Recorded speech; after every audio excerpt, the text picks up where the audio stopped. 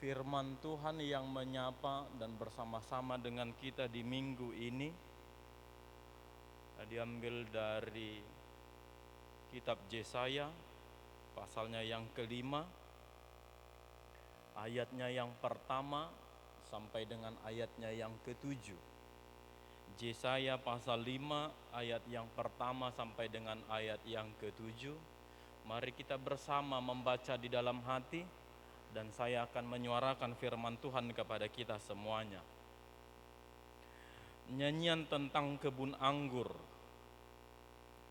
Aku hendak menyanyikan nyanyian tentang kekasihku, nyanyian kekasihku tentang kebun anggurnya. Kekasihku itu mempunyai kebun anggur di lereng bukit yang subur. Ia mencangkulnya dan membuang batu-batunya, dan menanaminya dengan pokok anggur pilihan. Ia mendirikan sebuah menara jaga di tengah-tengahnya dan menggali lubang tempat memeras anggur.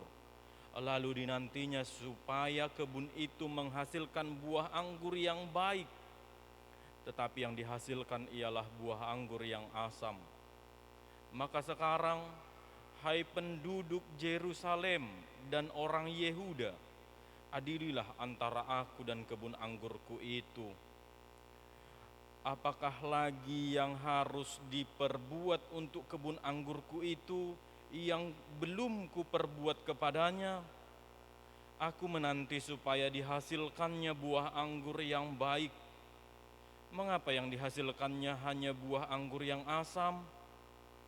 Maka sekarang aku mau memberitahukan kepadamu apa yang hendak kulakukan kepada kebun anggurku itu. Aku akan menebang pagar durinya sehingga kebun itu dimakan habis, dan melanda temboknya sehingga kebun itu diinjak-injak. Aku akan membuatnya ditumbuhi semak-semak, tidak dirantingi dan tidak disiangi, sehingga tumbuh putri malu dan rumput.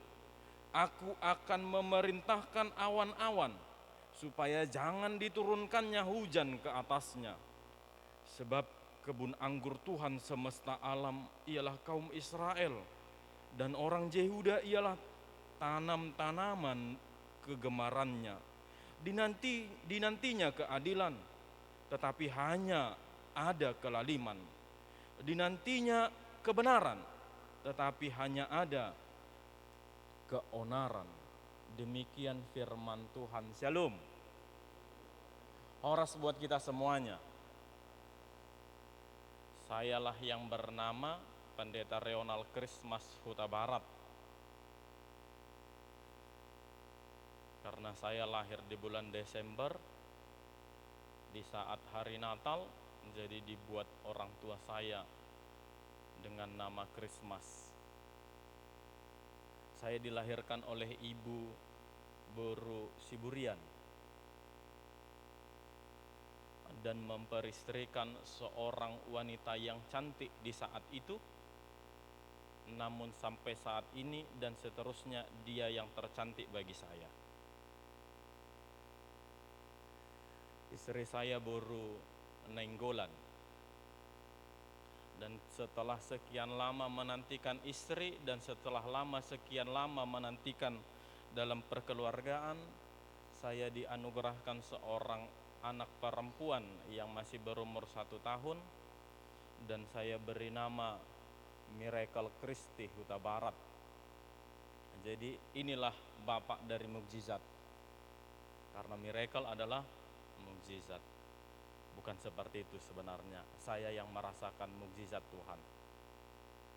Istri saya diperanakan oleh Ibu Boru Sembiring, dan saya melayani di HKBP Rogate Sepatan, Resort Kutabumi. Kebetulan istri tidak bisa ikut karena dia harus menjaga rumah, karena di rumah kami dilaksanakan sekarang peribadahan minggu. Kita tidak memiliki tempat ibadah saat ini, jadi ibadahnya dari pintu ke pintu. Jadi setiap minggu saya harus bernyanyi, mau berangkat beribadah dari pintu ke pintu, Namun begitulah karya Tuhan, dan saya bersukacita melayani dalam keadaan apapun. Karena ini adalah minggu tukar mimbar distrik, saya memberitakan firman tentang firman Tuhan di hari ini di HKBP Ciputat. Demikianlah mungkin perkenalan saya, nanti terlalu panjang saya tidak memberitakan tentang Tuhan lagi. Saya yang terlalu panjang memberitakan diri saya. Tuhan menghendaki keadilan dan kebenaran. Jika dipertanyakan kepada setiap umat, setiap tokoh, setiap orang ingin sebuah keadilan ditegak luruskan di dalam dirinya. Namun karena konsep keadilan dalam setiap manusia sudah dengan cara berpikirnya masing-masing, maka keadilan itu bisa like or dislike. Namun pada saat ini Tuhan mau menegakkan, dan Yesaya mau menginformasikan kepada orang yang pada saat itu yang dianggap orang yang sangat dikasihi Tuhan Allah. Jika kita perhatikan surat Yesaya pasal yang kelima di ayatnya yang pertama, dia mengumandangkan, aku hendak menyanyikan nyanyian tentang kekasihku. Siapakah kekasih Yesaya? Kekasih Yesaya adalah Tuhan Allah. Dia mau memberitakan tentang firman, dan dia mau menyampaikan bagaimana kekasihnya itu memberikan sesuatu yang luar biasa kepada manusia. Kalau di dalam ungkapan Batak ada itu umpama dan umpasa. Orang milenial mungkin sudah tidak sedikit atau tidak banyak lagi yang menyukai tentang umpama dan umpasa. Jika dalam umpama dan umpasa ada tentang istilah memperkenalkan diri dan menyuarakan dirinya agar tidak salah langkah dan menjalani kehidupan, apalagi memilih pasangan. Jolo tinitip sanggar bain huru-huruan, jolo sinukun marga asabinoto, nadia ito dohok pariban. Jelas.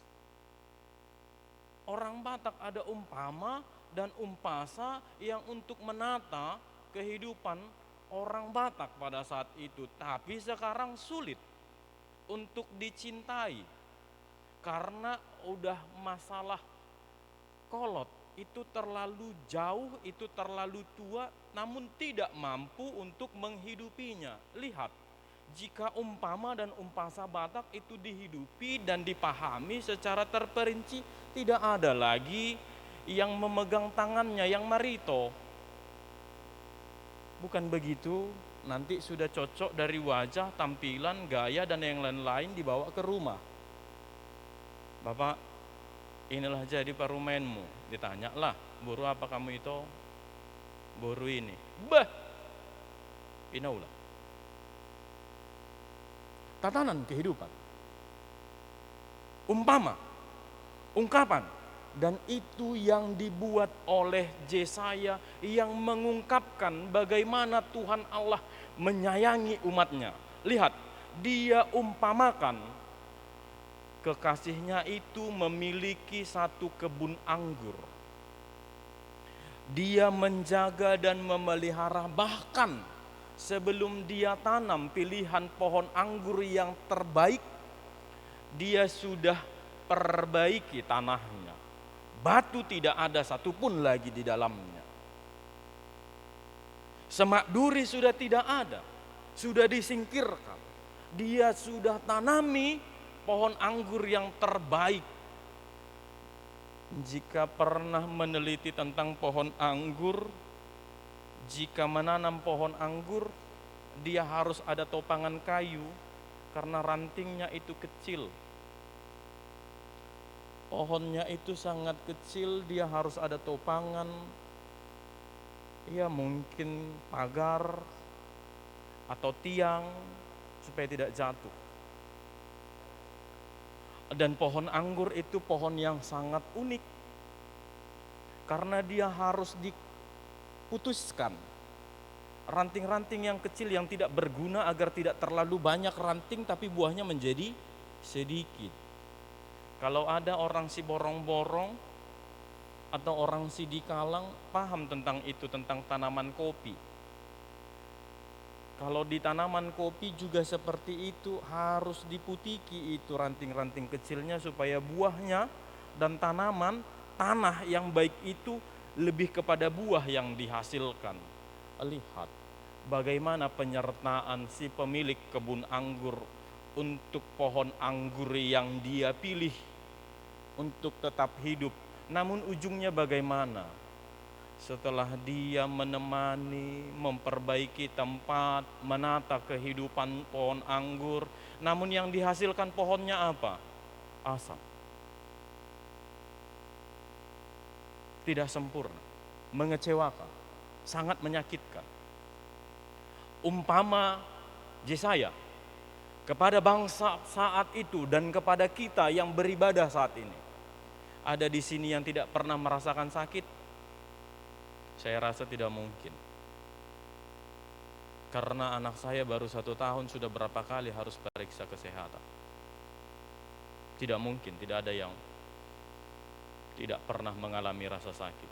Ada di sini yang pernah merasa galau? Mungkin setiap hari terjadi kegalauan. Iya ya. Adalah galaunya itu karena pikiran, adalah itu kegalauan karena tingkat ekonomi, adalah itu kegalauan karena paradaton, adalah itu kegalauan karena pakaian, adalah itu kegalauan karena games atau lain-lain hal. Namun ketika kamu galau, sadarkah kamu tetap disertai Tuhan? Dan tahukah kamu bagaimana Tuhan menata dan menopang pohon anggur yang kita adalah pohon anggurnya. Ketika galau, kamu tetap ditopang, tetap hidup. Ketika kamu sedang dilanda kekecewaan dan yang lain-lain, Tuhan tetap menambor-nambori. Apa tahe bahasa Indonesianya menambor-nambori ya? Digemburkan tanahnya, tetap hidup dengan keadaan yang sukacita, tetap hidup di dalam keadaan apapun. Namun kita sekarang dipertanyakan, coba pertanyakan dirimu,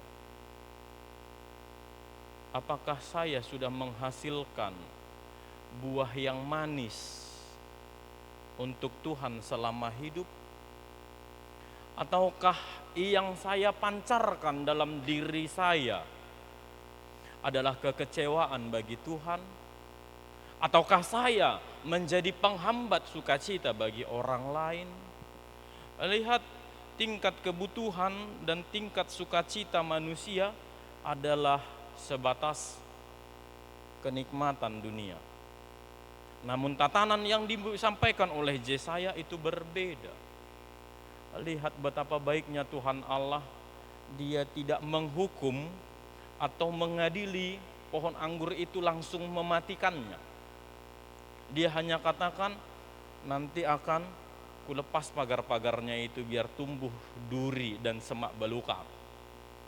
Aku suruh awan-awan supaya tetap stabil dan tidak menurunkan hujan, tidak mati. Namun bagaimana tetap kokoh pohon anggur itu? Ialah manusia. Hukumannya sangat mengerikan. Si mate-mate mengadili sangat luar biasa manusia. Ada silap sedikit kemannya, ada yang kurang dari keluarganya, ada yang tidak pas dari orang sekitarnya. Haru mate mai, haru maup mai, haru hancur mai. Lihat, tatanan kehidupan yang sudah semakin jauh dan terperosok dalam kehidupan. Begitu luar biasanya Tuhan Allah. Lihat, di keadaan kepentingan dan kebutuhan kehidupan, ada orang yang melempar batu kepadanya, atau saya contohkan, ada yang melempar batu kepada saya. Saya mampu melempar bunga yang begitu bagus, namun di belakangnya ikut potnya. Banyak yang seperti itu ya. Orang menyerang saya lempar dengan bunga, di belakangnya ada potnya, lebih besar daripada yang dilemparkan kepada saya. Ya, itu yang terjadi dari tatanan kehidupan manusia. Lihat apa yang terjadi. Karena penghukuman, manusia langsung si gotap-gotap, langsung putus. Kalau bisa mati. Dan itu juga yang diharapkan oleh Tuhan Allah kepada manusia. Pada saat itu yang disampaikan oleh Yesaya. Ayo revolusi. Ayo dievaluasi. Ayo diperbaharui. Ayo ditata ulang. Bagaimana caramu bertuhan dan menikmati serta bersyukur atas yang dikehendaki Tuhan kepada saya. Saya tidak menjadi lebih kaya daripada orang lain, namun saya tidak terlalu miskin dari yang lainnya. Tapi mampu saya bisa bersyukur ketika saya kurang atau lebih. Karena banyak orang yang tidak siap kaya dan tidak mampu miskin. Lihat tatanan kehidupan di dalam perkeluargaan. Saya mau tanya kepada kaum milenial, karena di sini banyak orang muda yang beribadah. Seberapa sering kamu berdiskusi dan berkomunikasi bersama dengan keluarga tanpa adanya kepentingan dan kebutuhan? Mungkin sudah sangat jarang. Mungkin sudah sangat jarang. Karena banyak orang milenial sekarang berkomunikasi kepada orang tuanya hanya sebatas kebutuhan. Bapak butuh uang sekolah. Mama, uang jajan saya. Bapak, paket saya sudah mau habis. Mama, besok saya mau ujian. Lihat, bagaimanakah tumbuh pohon anggur di dalam seorang diri anak di dalam keluarga, ketika orang tua juga tidak menumbuhkan pohon anggur itu dengan baik. Bagaimana di dalam orang tua tumbuh sebagai keluarga, sosok bapak dan sosok ibu dalam keluarga, karena hanya sebatas kebutuhan dalam tanda petik. Apakah tumbuh anggur yang baik di dalam perkeluargaan? Karena konsep dan konteks kehidupan pohon anggur di tengah-tengah keluarga sudah sebatas kebutuhan dan kepentingan. Di dalam peribadahan juga seperti itu, sudah sangat jauh daripada Tuhan. Lihat apa yang terjadi. Orang datang ke gereja, orang memuji Tuhan karena menganggap ketika saya mau dekat kepada Tuhan, Tuhan akan beri. No.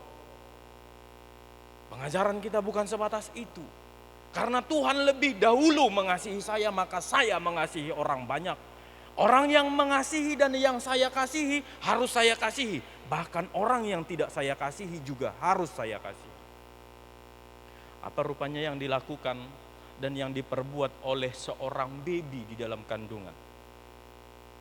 Dalam 9 bulan dia belum melakukan apapun. Dia belum merasakan apapun. Dia belum menyampaikan sebatas apapun. Namun Tuhan mengasihinya bukan karena yang dia lakukan. Namun ketika orang beranjak dewasa mau menganggap saya beribadah, memberikan sesuatu kepada Tuhan, memberikan sesuatu kepada orang baik, memberikan sesuatu kepada orang yang lemah, supaya Tuhan memberikan saya. Emang Tuhan mau kita sogok? Karena konsep kehidupan manusia sudah mengarah seperti itu, mengarahkan pendidikan, mengarahkan kepentingan, mengarahkan kesuksesan menjadi dasar kehidupan, bukan kepada Tuhan. Lihat, mampukah kita bertegur sapa atau senyum kepada orang yang tidak kita senangi? Sulit. Sulit, sangat berat. Apakah kita mau memberikan tangan kita untuk bersalaman kepada orang yang tidak kita sukai? Tidak akan mungkin, karena berat. Karena ada mungkin, kalau bahasa kebun anggur ada gulo-gulo. di dalam anggur itu yang menciderai pertumbuhan pohon anggur itu. Mungkin ada prasangka buruk atau hati yang tidak bersih yang mencederai hasil yang baik dalam pertumbuhan pohon anggur itu. Saya pertanyakan dulu kepada kita, jika kita senyum kepada orang yang tidak mau senyum kepada kita, apakah kita salah di situ? Tidak ada yang salah. Namun menyakitkan, ya memang sangat sakit. Udah senyum awak, tak ditolehnya lagi, buang muka pula. Ya kan benar. Sudah ada niat baik mau salaman, tangannya tidak diberi. Sangat menyakitkan dilihat orang banyak pula tangan awak tak disambut. Kan begitu. Ada orang yang tidak suka mau berpapasan, dia langsung putar balik atau saya yang putar balik. Kan begitu. Permasalahannya kita sulit untuk duduk bersama dalam kondisi saat itu dan kondisi seperti itu, duduk di tengah dunia ini. Namun di ujungnya kita akan didudukkan Tuhan bersama dengan Dia di tempat yang tidak baik. Kan begitu. Ayat 11-12-nya kalian debah. Dia tidak mau bersalaman kepadamu dan kamu juga gak mau senyum kepadanya. Apa bedanya? Karena kalian bersama-sama menghasilkan pohon anggur, buah anggur yang tidak baik. Apa bedanya? Jadi kamu diletakkan di tempat yang sama. Kamu tidak mau duduk bersama dengan dia dan kamu melakukan sama seperti yang dia lakukan. Itulah tatanan. Dan itulah yang dibuat oleh Yesaya, keadilan, adil. Dia jahat kepadamu dan kamu jahat, adil. Tempatmu di tempat yang sama, adil. Ada yang tidak terima? No. Itu yang ditata Allah melalui Yesaya. Ya kalau diberi salam nggak mau ya sudah. All is well. Semua akan baik-baik saja. Tenanglah hatiku. Dia tidak menerima tanganku dan senyumku. Tuhan sudah melihat dan hatiku bersih untuk mau bersamamu.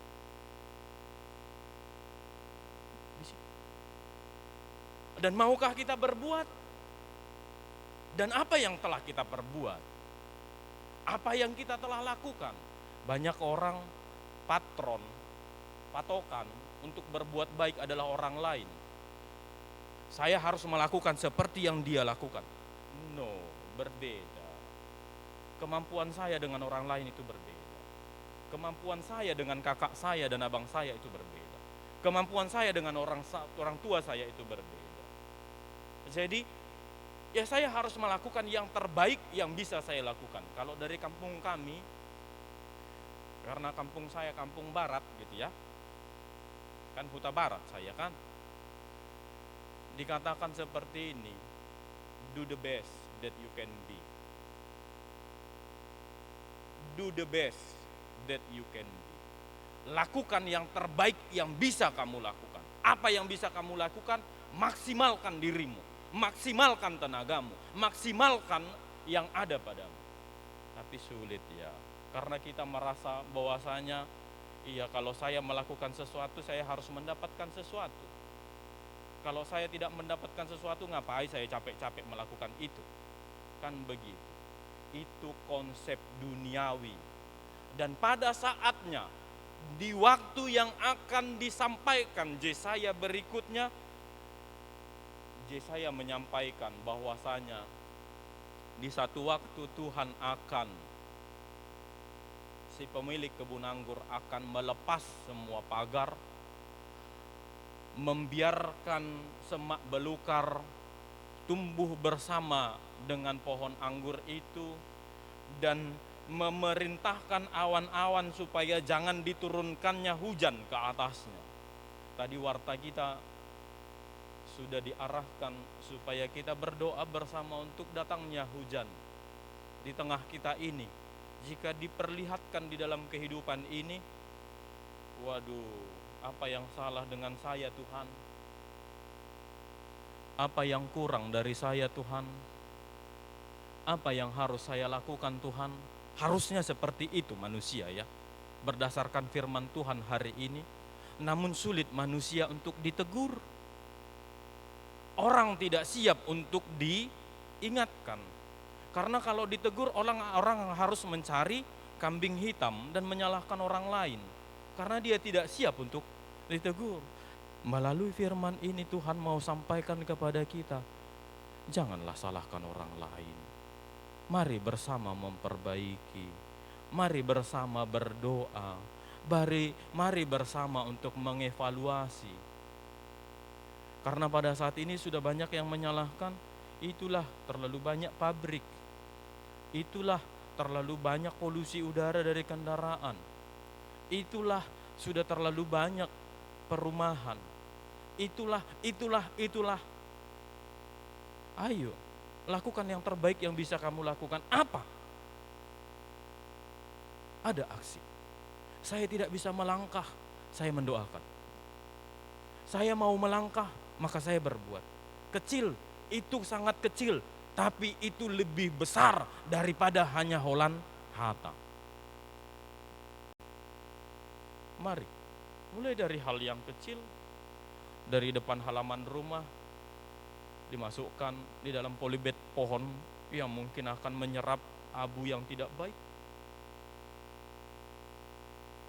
Sudahkah melakukan itu?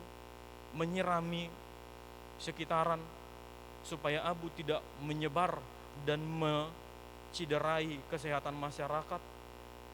Saya hanya bisa lakukan yang kecil, mungkin tidak terpenting dan tidak dilihat oleh banyak orang, tapi saya mau melakukan yang terkecil. Karena pada saat ini Tuhan menyampaikan kepada kita, janganlah menyia-nyiakan kehidupan. Marilah mensyukuri anugerah Tuhan. Ayolah mengubah cara berpikir dan bertuhan. Karena Tuhan bukan pesuruh kita, tapi kitalah yang empunya.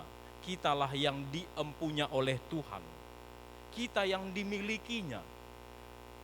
Hiduplah seolah-olah kamu mati besok. Ada yang pernah berpikir seperti itu? Sulit ya.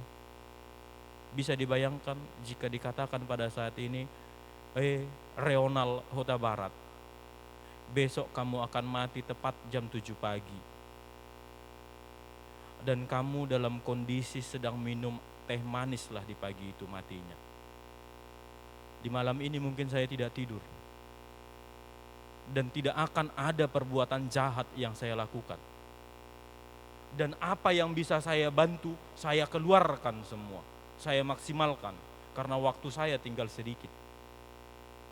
Maka pada saat ini, hiduplah seolah kamu akan mati esok. Karena kamu diminta untuk menghasilkan buah yang terbaik di dalam setiap waktu perjalanan hidupmu. Mari mensyukuri anugerah Tuhan, kita berdoa. Terpujilah Engkau ya Tuhan Allah, yang memberikan kesempatan untuk kami tetap hidup dan menjalani hari-hari di dalam dunia yang fana ini. Ajarilah kami mensyukuri apa yang ada di dalam diri dan keluarga kami, agar kami tetap mampu hidup di dalam kasih-Mu di saat susah dan di saat senang. Engkaulah kiranya yang menemani perjalanan hidup kami, mulai hari ini dan sampai selamanya. Kiranya Engkau yang mengajari dan memberikan kebijaksanaan kepada kami, agar mampu melakukan yang Engkau harapkan. Kami bermohon, biarlah ke dalam tangan-Mu lah kami sampaikan orang-orang yang kami kasihi, orang yang mengasihi kami, bahkan orang yang tidak mampu dan tidak mau mengasihi kami, agar kiranya Engkau tetap mengasihi hidupnya dan memberikan sukacita, agar di suatu waktu kami bersama di dalam sukacita-Mu. Ke dalam tangan-Mu lah kami serahkan gereja-Mu ini, HKBP Ciputat dengan seluruh umat yang ada di dalamnya. Biarlah Engkau yang menemani, Terlebih lagi kami yang beribadah di saat ini. Biarlah Engkau yang menemani kami dalam segala cita dan cinta. Engkaulah yang menemani setiap keluarga yang bermohon di dalam setiap doanya. Kiranya Engkaulah yang mendengarkan. Ketika keadaan yang pelik yang harus dilanda setiap keluarga, biarlah Engkau yang menemani mereka di dalam setiap senantiasa, agar jangan jauh daripadamu kehidupan mereka. Terpujilah Engkau ya Tuhan yang memberikan sukacita dan berkat ke dalam setiap keluarga. Biarlah Engkau yang memberi kebijaksanaan kepada setiap keluarga yang mendapat berkat, agar mampu memakai dan menggunakan berkat yang sampai di tengah-tengah kehidupan dan keluarga untuk kehidupan yang baik, agar itu tidak menjadi batu sandungan melakukan kesalahan dan dosa. Terpujilah Engkau yang telah memakai dan memilih setiap pelayan di gerejamu ini, pelayan yang martohonan dan yang tidak martohonan. Biarlah Engkau yang memakai setiap pelayan untuk melayani dan melanjutkan pelayanan di gerejamu ini, agar namamu semakin berkumandang di tengah-tengah pelayanan dan program gerejamu. Terpujilah Engkau Tuhan. Ajarilah kami untuk tetap bersyukur dan memancarkan kebaikan di tengah-tengah kehidupan kami masing-masing. Ke dalam tangan-Mu lah kami bermohon, kiranya Engkaulah yang mendengarkan dan melihat kehidupan kami. Di dalam Yesus Kristus kami berdoa. Amin.